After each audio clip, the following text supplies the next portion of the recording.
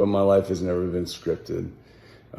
Sometimes a little dramatic, but sometimes I create my own drama, and I recognize that. Yeah, Scott, you are very dramatic. Let's go ahead and get into it, y'all. Full transparency, I've been sick. You guys can even hear it in my nose right now. I was supposed to do a review on 90 Day Fiancé, Love in Paradise, and Before the 90 Days. Did not get to it, but I want to go ahead and review this video that Scott deleted off his Instagram. I'm wondering, why did he delete it?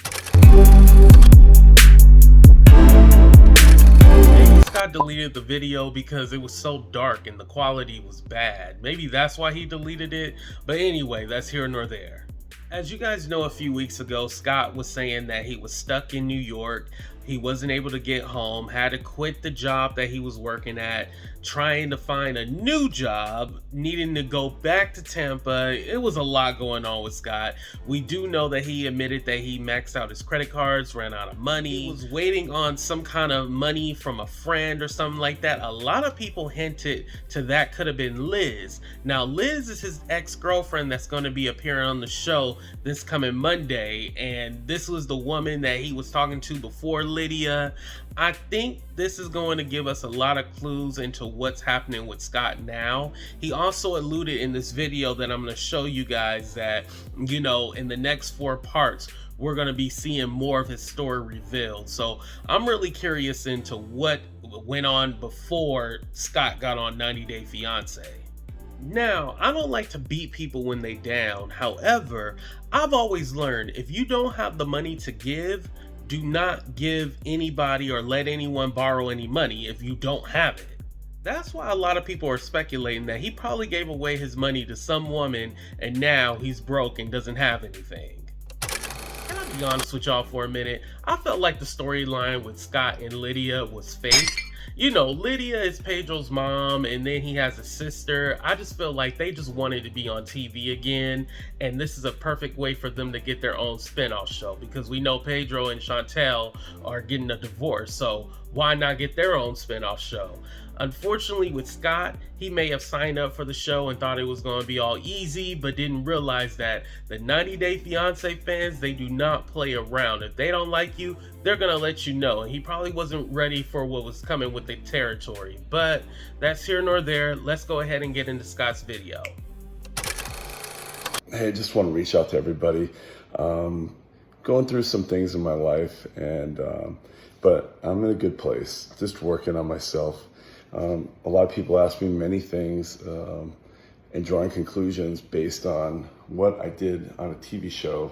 By the way, for all the haters out there, I have a shirt on. And let me say, I'm a Florida guy.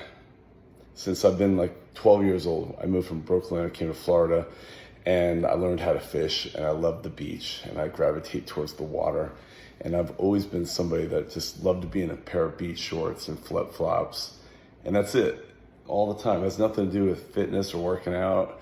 And if I'm in my house, my father never wore a shirt either. And, you know, as kids, we'd walk around in our underwear all the time in the house. And I've just been somebody that never really loved clothes.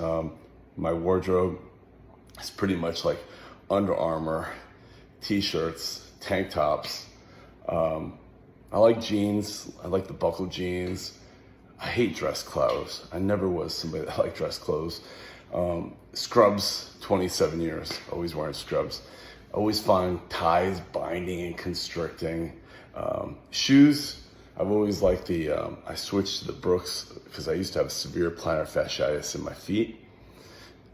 So that kind of fixed that. But I'm a very extroverted outdoor type of person. And that's really what I need to start doing, is getting back outside and doing things. And some of the things I want to talk about, I mentioned on a podcast, is that people are like, oh, you're homeless. No, I wasn't homeless.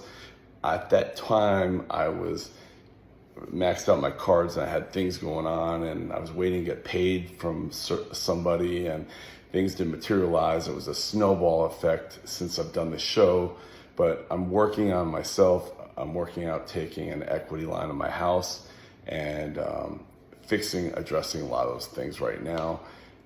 Job-wise, I have prospects. I'm looking at going into like healthcare sales, maybe a liaison. At one time I used to do referrals. I'd go to the hospitals, evaluate patients for criteria to come to a rehab hospital. And then I was an educator for hospice. I did palliative education. And I've always been a respiratory therapist, so I'm diversified from that standpoint. I've always been comfortable with public speaking. But please, I'm begging you, please don't draw conclusions based on a TV show I did some time ago. And my story's not done being told yet. There's still 4 episodes left, and you'll get more of a glimpse of my life the last 4 episodes.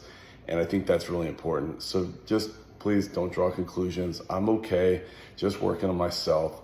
I've never been a drama queen. I've never been a type of guy to post negative things. I've always been positive and inspirational.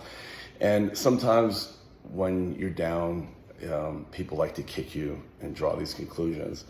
And what you see is what you get. And I'm very vulnerable right now. And it's ironic and it's coincidental that's happening at the same time that I'm doing this reality show or documentary. Everything's scripted.